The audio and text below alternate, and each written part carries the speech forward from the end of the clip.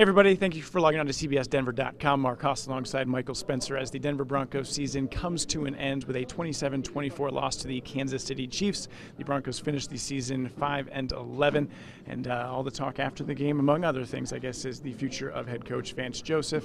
A lot of reports swirling today, but definitely a sentiment in the locker room that these guys want him back next year. Yeah, and it was really similar to what we have heard from these guys all season long. Brandon Marshall said it point blank. He was like, yeah, I want Vance Joseph back.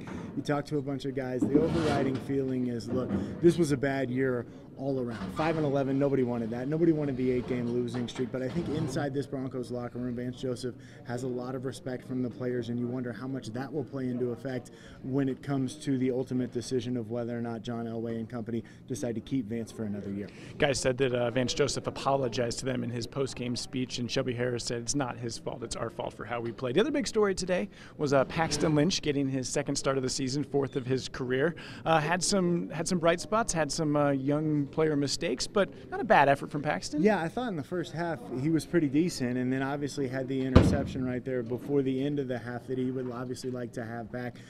Went into halftime 13 of 18, 159 yards, one touchdown, and that interception.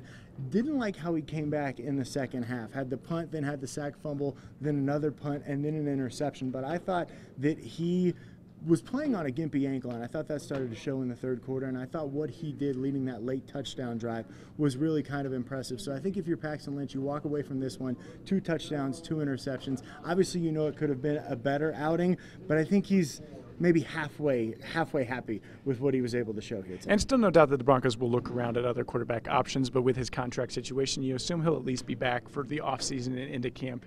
And, it's a big offseason for him to, kind of try to take that next step. One other thing of note, C.J. Anderson did get his 1,000 yards, and some nice play from D'Angelo Henderson as well. Yeah, D'Angelo Henderson got into the end zone for the first time in his career. Said when he saw the formation, Devontae Booker turned around and said, you better score this. So he said, no pressure, got into the end zone. I asked him what he was going to do with the touchdown ball. He said, I don't know, I'll probably frame it, maybe give it to mom or grandma. They'll appreciate it maybe more than he would. Obviously not the season D'Angelo Henderson wanted, but ending on a high note here on New Year's Eve, getting into the end zone for the first time in his career. And good to see Anderson get the 1,000-yard mark as well, first Broncos since 2013. Well, that is a wrap from the Broncos season, but it will be an interesting offseason for sure. For Michael Spencer, I'm Mark Haas. Thanks for logging on to CBSDenver.com.